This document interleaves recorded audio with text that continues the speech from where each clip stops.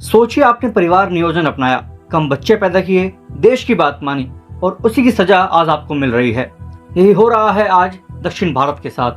तमिलनाडु, केरल, कर्नाटक ये वो राज्य हैं जिन्होंने जनसंख्या नियंत्रण में कमाल किया, लेकिन अब एक नया बिल आया है, परिसीमन विधेयक 2026, जो कह रहा है जितनी आबादी उतनी सीटें। और बस यहीं से शुरू हो गई उत्तर बनाम दक्षिण की सबसे बड़ी राजनीतिक लड़ाई। हाय, मैं हूं शिव समर और आप देखना शुरू कर चुके हैं भारतिका। आज हम बात करेंगे उस बिल की जो संसद के विशेष सत्र में पेश हुआ है, परिसीमन विधेयक 2026। इस एक बिल से लोकसभा की 543 सीटें बढ़कर 850 हो जाएंगी। लेकिन सवाल ये नहीं है कि सीटें कितनी बढ़ेंगी, सवाल ये है कि किसकी बढ़ेगी और किसकी घटेगी, क्योंकि इस खेल में उत्तर भारत जीत रहा है और दक्षिण भारत हार रहा है, सिर्फ इसलिए कि दक्षिण ने अपनी जिम्मेदारी निभाई। तो आज पूरी कहानी नंबर्स और फैक्ट्स के साथ समझते हैं।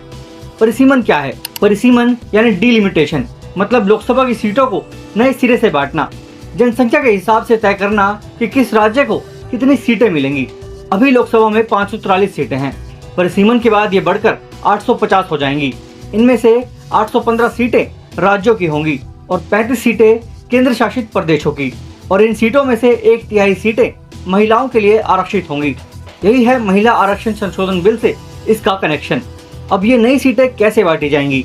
2011 की जनगणना के आधार पर, और यहीं से शुरू होती है असली कहानी। ये सिर्फ राजनीति नहीं है, ये मैथमेटिक्स है। उत्तर प्रदेश अभी 80 सीटें, परिसीमन के बाद 140 सीटें, यानी 60 सीटों का इजाफा। लोकसभा में यूपी का हिस्सा 14.73% से बढ़कर 16.26% हो जाएगा।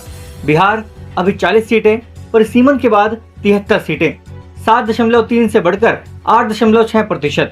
राजस्थान अभी 25 सीटें, परिसीमन के बाद 48 सीटें, 4.6% से बढ़कर 5.6%। मध्य प्रदेश 29 सीटें, बाद में 51 सीटें, 5.3% से बढ़कर 6%। कुल मिलाकर हिंदी भाषी राज्यों का हिस्सा लोकसभा में 38.1% से बढ़कर 43.1% हो जाएगा, यानी लगभग 5% का जबरदस्त उछाल। अब दक्षिण भारत की बात करते हैं। तमिलनाडु अभी 39 सीटें, परिसीमन के बाद 51 सीटें। सुनने में बढ़त लग रही है ना, लेकिन लोकसभा में हिस्सा 7.2% से घटकर 6% हो जाएगा। केरल अभी 20 सीटें, बाद में 23 सीटें, लेकिन हिस्सा 3.68% से घटकर 2.7%। आंध्र प्रदेश प्लस तेलंगाना अभी 42 सीटें, बाद में 59 सीटें, हिस्सा 7.7% से घटकर 6.9%। कर्नाटक अभी 28 सीटें, बाद में 43 सीटें, हिस्सा 5.16% से घटकर 5%।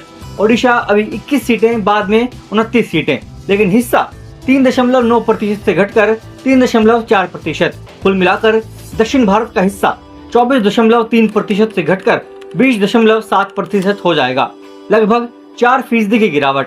4% सुनने में कम लग सकता है, लेकिन 850 सीटों वाली संसद में यह 34 सीटों के बराबर है, और सरकार बनाने के लिए बहुमत चाहिए 426 सीटें। तो ये 34 सीटें बहुत बड़ी हैं। अब समझते हैं दक्षिण के गुस्से की जड़।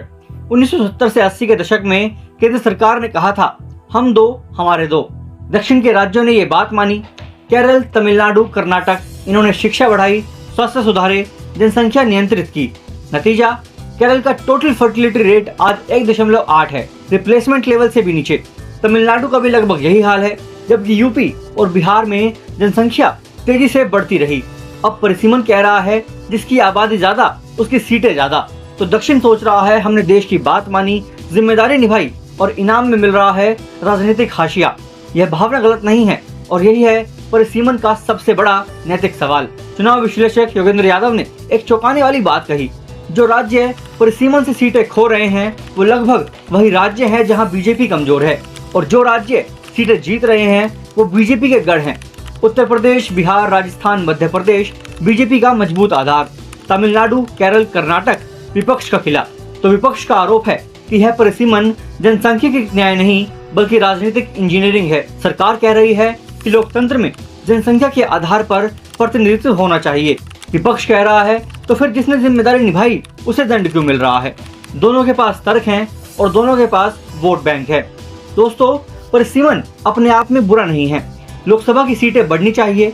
1971 से आज तक देश की आबादी 3 गुना हो गई है। लेकिन सवाल यह है कि सिर्फ जनसंख्या ही प्रतिनिधित्व का आधार होना चाहिए या साथ में यह भी देखा जाए कि किस राज्य ने राष्ट्रीय लक्ष्यों में कितना योगदान दिया। ये एक संवैधानिक सवाल है, ये एक नैतिक सवाल है और ये एक राजनीतिक सवाल भी है और इसका जवाब तय करेगा भारत का लोकतंत्र किस दिशा में जाता है। अगर आपको लगता है ये मुद्दा जरूरी है तो इस वीडियो को शेयर करें, लाइक करें। अगर आपको ये एक्सप्लेनर यूजफुल लगा हो तो सब्सक्राइब करो और कमेंट में बताओ कि आपको लगता है कि परिसीमन उचित है या दक्षिण के साथ नाइंसाफी हो रही है। मिलते हैं अगले वीडियो में।